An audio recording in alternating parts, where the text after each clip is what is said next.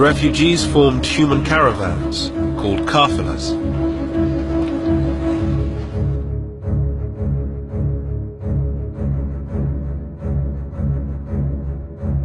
The lucky ones had military escorts to protect them from armed bands waiting on the roads.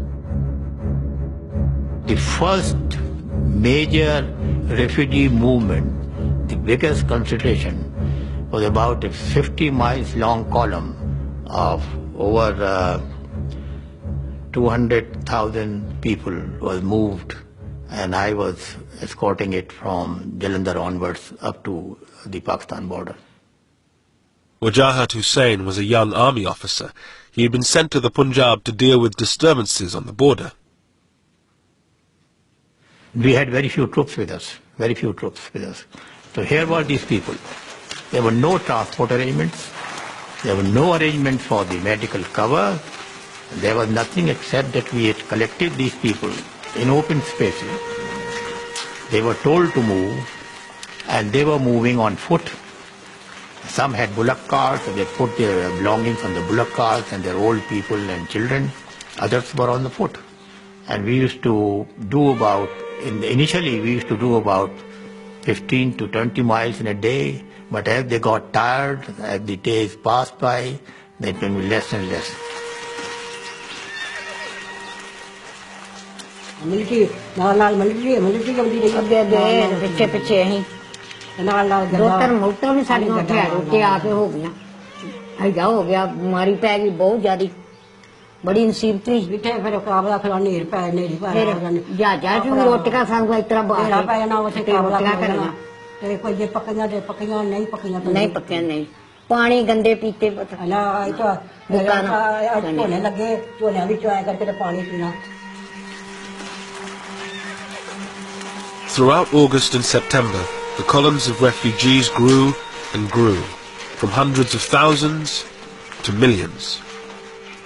Well, you imagine 2 million people on one road virtually, and it's just a seething mass of people trying to get water, trying to call in. Wells were poisoned, trying to find food, trying to cope, trying to cook, women having children.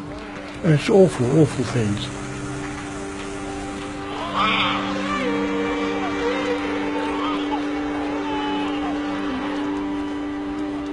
And of course they often try to stop us and to ask for help, and sometimes, if depending what we were doing, we'd stop and say, what's the matter, what do you want? And then they'd say, we've no food, and say, well, I'm sorry, I can't do anything for you, because that wasn't our job.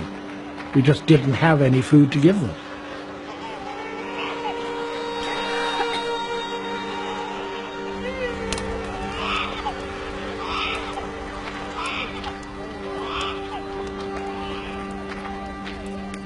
First they used to start throwing their baggage which they were carrying, everybody, whatever little they had to carry.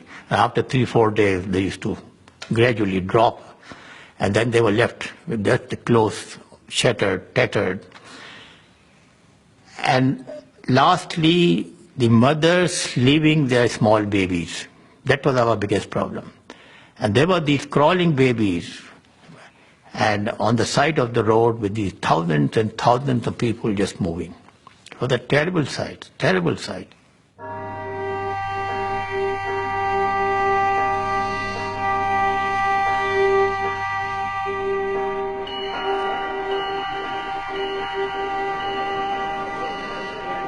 Tens of thousands of people boarded special refugee trains that made their way between India and Pakistan.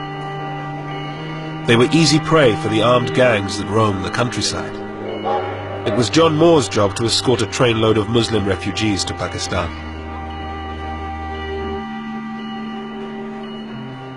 It wasn't a train, it was just a lot of coal wagons, steel coal wagons, and this of course is August, which is pretty hot. And we loaded up these wretched refugees.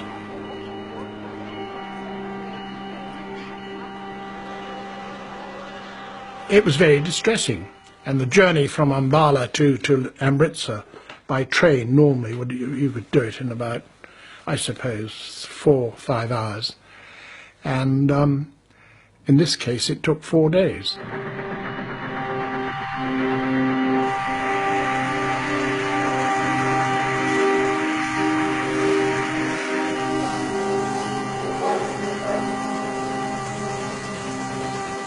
There was no water, very little water on the way. We had our own supplies of water for the 3 platoons, but we had a job to do, and we couldn't help them.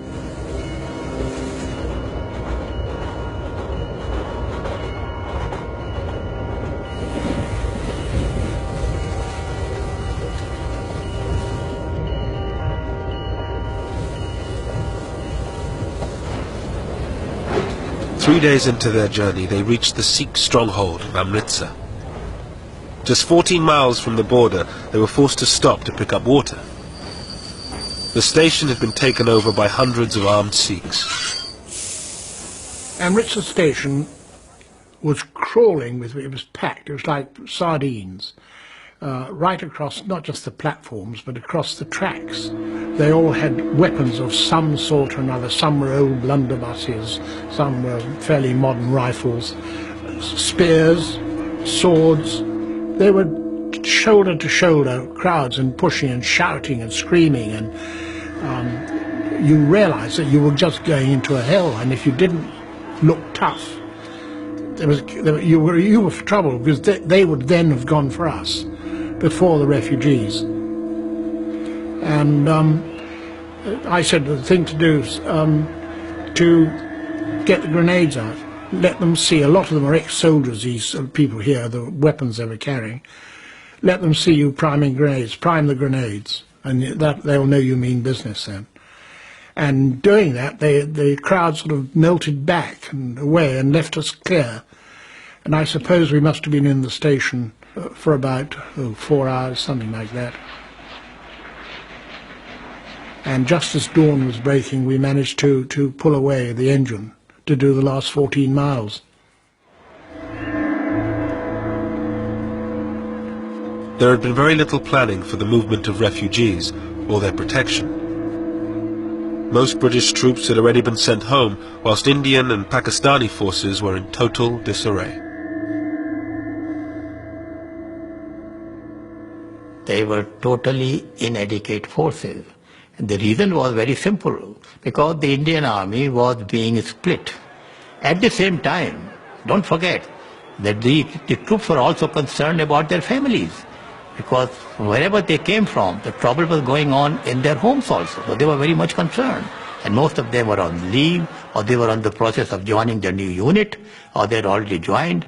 So very few bodies on the ground, really speaking, available to us to deal with the job.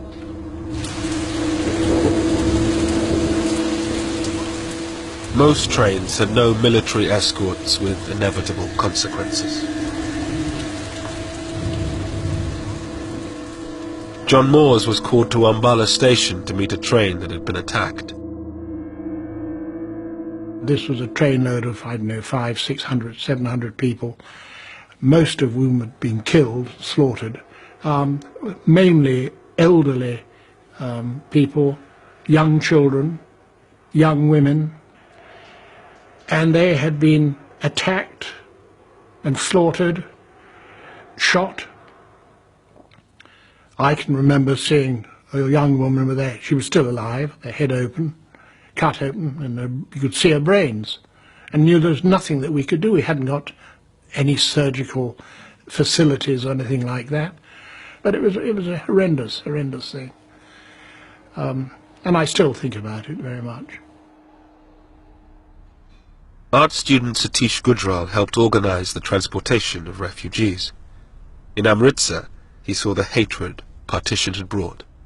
A Muslim girls' school nearby had been raided, and all these girls had been brought out, stripped, then taken in procession to this location, where they were being systematically raped.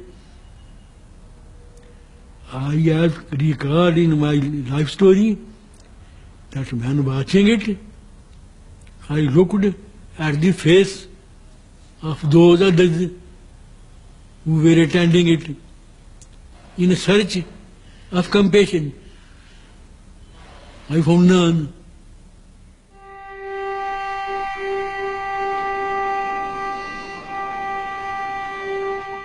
In the coming months, around 15 million people made the journey from one side to the other.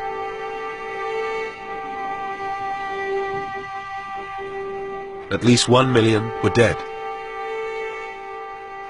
Thousands more lay abandoned in makeshift refugee camps, stuck on the wrong side of the border.